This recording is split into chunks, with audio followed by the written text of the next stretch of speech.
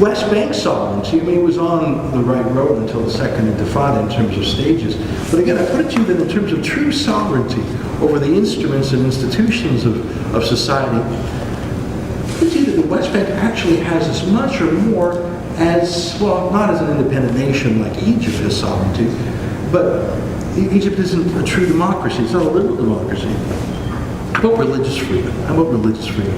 There is no religious freedom in Gaza. The last few Christians have been driven out, and in fact many moderate Muslims have been driven out. They brought back Sharia punishments like crucifixions. They brought back the burqa. Certainly anyone without a hijab is in danger. Anyone who's been to Tel Aviv knows that there's a colony of 500 gay Arabs in Tel Aviv who flee Gaza and the West Bank for their life. In terms of day-to-day civil liberties, rooted in religious freedom, the freedom to be Christian. There's a purging of Christians from Nazareth and other places like Bethlehem. There's total religious freedom. In fact, other than the bullying from Hamas and Fatah in the West Bank. In the West Bank, Arab civil rights are limited by the Palestinian Authority. But ironically, West Bank Arabs have more civil rights in Israel proper than they do under Palestinian jurisdiction. How about the quality of life? Well, life expectancy in the West Bank, for men it's 73, for women it's 77. Not much far behind Canada. Literacy is 97% for men, 88% for women. The poverty rate, according to the CIA fact book, based on purchasing power parity, is 18%. It sounds awfully low to me. Unemployment in the West Bank is 16.5%. Now that's double what it is in Canada. That's actually exactly what it is in the United States for U.S. blacks. But I think it's sort of clear that any time the Palestinian side wants peace, they can pretty much get it. Israel proved that when they gave back the Sinai to Egypt. Israel proved back when they gave Gaza back for nothing. It wasn't even a promise of peace, it was a promise of quiet.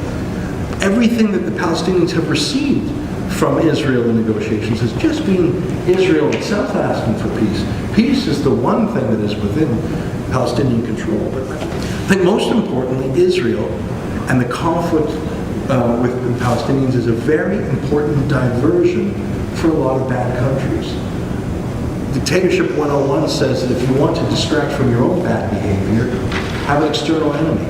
And if you are an unpopular dictator in Saudi Arabia or Egypt or Iran or anywhere in the Arab world, it is very useful to have someone else to blame, a scapegoat, outside your own borders, Israel.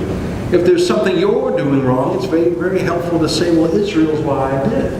I mean, I don't quite know why Al-Qaeda blowing up a Bali nightclub in Indonesia or terrorists attacking in Mumbai, India, is always the fault of the damn Jews in Israel, but it's a pretty useful catch-all excuse for whatever power play or distraction a terrorist wants to have, or a terrorist state.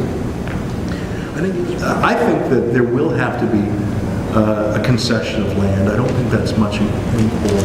I think there's some questions about what strategic depth Israel needs, especially the Golan Heights and in the West Bank. There are some strategic questions. But by far the most important thing is, can you replant seeds of democracy and liberalism in the West Bank? Natan Sharansky, I think he's very correct to say that the best defense, the best missile system or weapon system Israel could ever devise would be a democratic neighbor. But I think at the same time we should never forget that we are the moral leaders, and we should never take lectures from those who would use as their moral exemplar the Saudi Arabias and the Irans of the world. Thanks for listening. I look forward to